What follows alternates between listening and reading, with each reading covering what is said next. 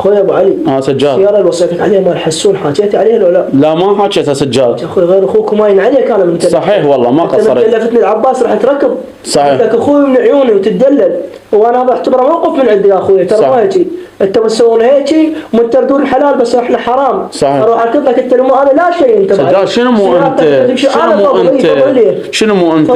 انت سامع بشيء اسمه الشرك الخفي؟ شنو اخوي؟ قد يبتلي به الانسان وقد لا يلتفت ولا ينتبه. سولف لي يا اخوي. الامام صادق عليه السلام يقول ان يقول الرجل لولا فلان لهلكت. بعض الاحيان نقول لو ما فلان ما انقضت حاجتي، لو ما فلان كان متت، او اترك هذا الامر على الله وعليك. فلا تجعل من هذا الشخص شريك للباري.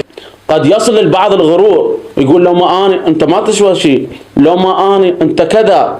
من أنت؟ أنت مجرد مسخر من الله تعالى، والله قادر أن يسلب منك هاي المقدرة، فلا تجعل نفسك شريك. الأفضل شنو نقول لنا أخوي؟ الأفضل أن تقول لا من الله علي بهذا فلان ما انقضت حاجتي، والله سبحانه وتعالى من علي بهذا الشخص، أو الله سبحانه وتعالى بعثك إلي وجعلك سبب.